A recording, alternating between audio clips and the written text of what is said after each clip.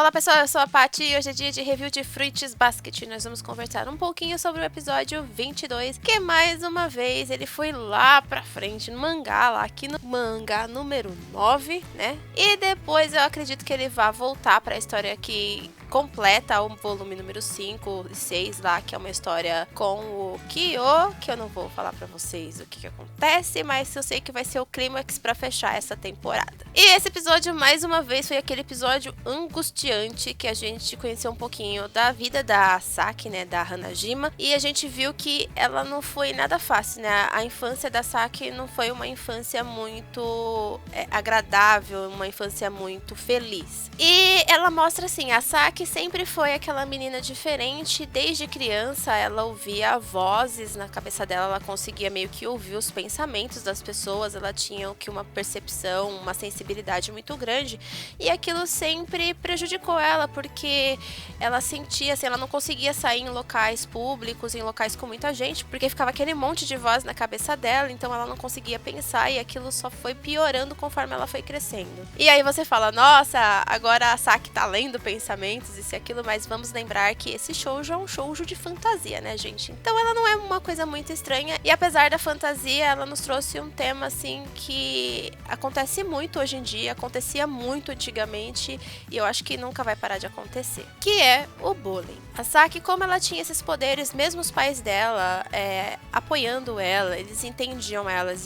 que ela tinha aquelas coisas de ficar ouvindo essas vozes. O pai até comenta se não era melhor levar ela pro hospital, e a mãe fala que não, que isso nunca, porque se ela fosse pro hospital ia ser pior, porque eles iam transformar ela numa cobaia, iam transformar ela num ratinho de laboratório pra tentar entender o que estava acontecendo. Então ela achava melhor ela ficar em casa, com o apoio dos familiares, e aí o pai dela falou assim, só que isso vai ser muito ruim pra ela quando ela for crescendo, quando ela tiver que se relacionar com as pessoas. E foi o que realmente aconteceu. Ela começou a ir pra escola, e as pessoas achavam ela muito estranha, porque ela era aquela menina sempre quieta, ela não conversava muito com ninguém, ela ficava sempre na dela, porque ela tentava ao máximo evitar ficar ouvindo o pensamento das pessoas. E é lógico que tem sempre aqueles meninos idiotas, sem educação, aqueles meninos que eu não sei o que passa na cabeça dessas crianças, gente, pelo amor de Deus, que gostava de ficar fazendo bullying com ela, falando que ela era bruxa e que bruxa comia um lagartixa, fez a menina virar um prato, assim, com uma lagartixa dentro, porque eles forçaram ela, e eu fiquei pensando que não é um absurdo, as crianças em volta sem fazer nada, mas eu acho que eles também se sentem que impotentes, eles acham que se eles forem pra cima, a culpa vai acabar indo pra eles, eu não sei. E aí a Saki, nesse momento, ela ficou pensando, nossa, por que essas pessoas são tão ruins? Se eu sou uma bruxa, eles são o quê? Por que eles ficam me maltratando desse jeito? O que eu fiz pra eles me maltratarem desse jeito? E aí ela começou a falar assim, por que eles não morrem logo? Eu queria que eles morressem. E nesse instante, eu não sei se ela soltou uma daquelas ondas dela, ou se foi o simples pensamento dela que induziu alguma coisa, que o menino desmaiou, e ela ficou se sentindo super culpada com isso, porque ela falou que o menino foi pro hospital, ele tava em coma, não tava acordando, e ela ficou sentindo que ela fez uma tentativa de assassinato, até perguntou pros pais, né, quando que a polícia ia buscar ela, porque ela tinha tentado assassinar o menino, que ela que tinha desejado que ele morresse, que foi culpa dela, e os pais, eles entendiam ela, e eles não eram aqueles pais que falavam assim, tipo, nossa, a minha filha tem poderes, e rejeitavam ela, não, eles abraçavam ela e falavam que a culpa não era dela, que aquilo não foi, assim, não tem como eles provarem que foi por causa dela, que ela não precisava se preocupar, que eles amavam ela bastante. E ela foi ficando com aquela coisa na cabeça, aí ela foi crescendo, ela começou a usar preto, porque ela achava que ela tinha que se punir de alguma forma, e acho que usando preto, eu acho que ela pensava que ela ia afastar bastante as pessoas, então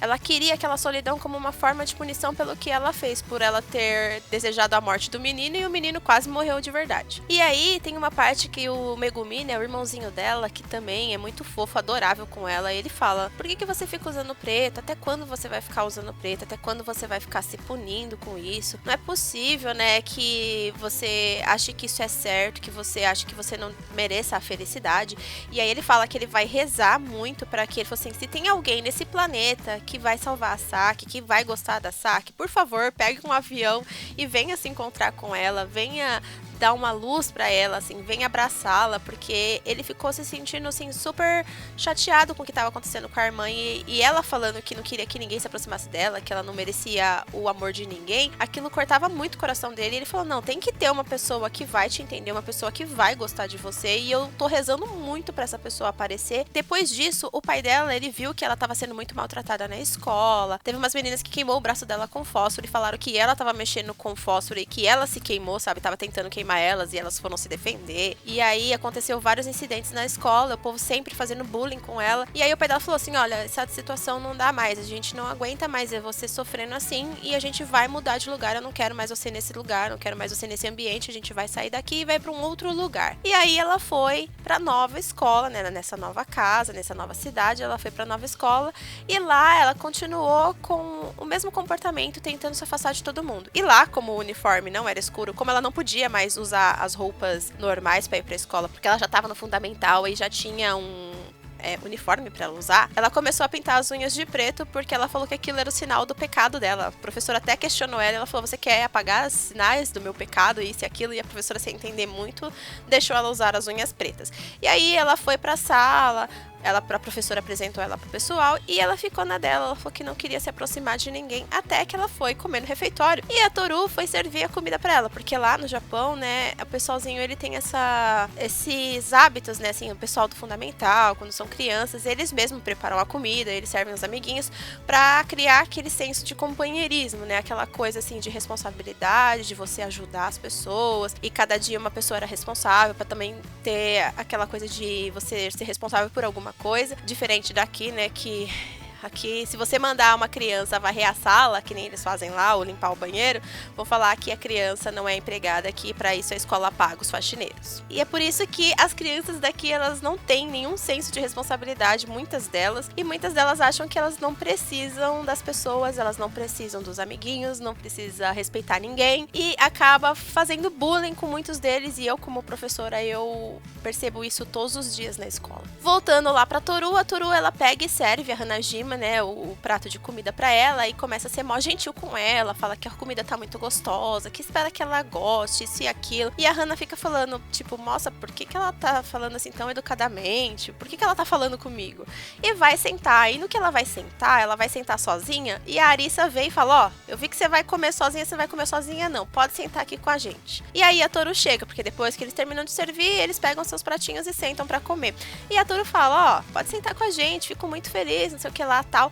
E a Arisa fala, olha, eu acho que se a sua mãe visse ela, ia chamar ela de Hana-chan. Aí elas começaram a chamar ela de Hana-chan. E pode sentar com a gente. Ela, não, eu não quero sentar com vocês, não quero comer com vocês, porque as pessoas vão ver vocês junto comigo, porque eu sou estranha. Ela, estranha por estranha, a gente também é. Todo mundo fala que a gente é muito estranha. E aí elas começaram a criar esse laço de amizade. E aí elas começaram a andar juntas, começaram a estudar juntas, e algumas meninas acharam estranho, porque assim, as pessoas, elas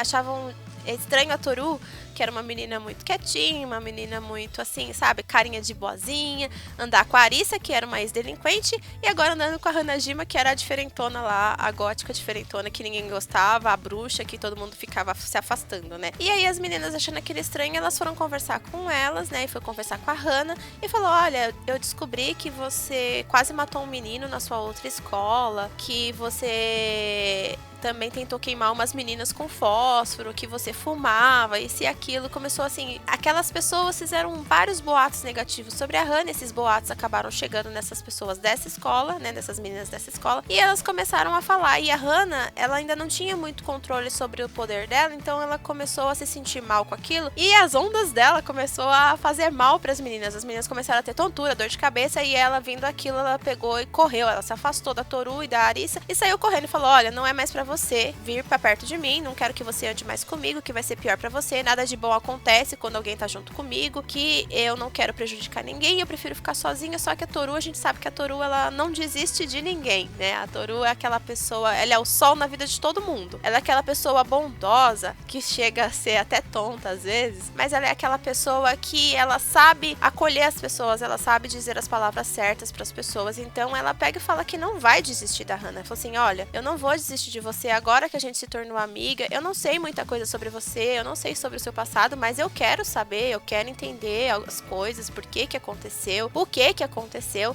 E a Arissa fala a mesma coisa, ela fala, olha, se você quer realmente se afastar da gente, fala agora ou cale-se para sempre. Se você falar que não quer mais ficar com a gente vai embora. Mas se você falar, se você tiver um pinguinho de vontade de ficar andando com a gente, de ser nossa amiga, a gente não vai abandonar você. E aí ela começa a chorar, porque ela lembra das palavras do Megumi, tipo, ele rezando pra que alguém chegasse e acolhesse a irmã dele, o pai dela falando pra ela não desistir ainda, porque eles amavam muito ela, e que não importa o que as outras pessoas pensavam, eles amavam ela do jeito que ela é, e que não era pra ela desistir de nada, e ela ficava se perguntando, desistir do quê? Mas a gente sabe muito bem o que ele quis dizer com isso, porque a gente sabe que o pessoal do Japão, não só do Japão, mas assim, todas as pessoas que sofrem bullying, em algum momento elas pensam em desistir, elas pensam em sumir, desaparecer, e a gente sabe que não é bem assim. Existem pessoas que gostam da gente e que podem ajudar a gente com uma palavra amiga. Então a Arissa, ela começa a chorar, ela fala que não quer se afastar das meninas porque ela gosta muito delas, a Toru fala que ama ela, e ela fala que ela não quer de jeito nenhum perder essa amizade e quer continuar amiga das meninas, e aí elas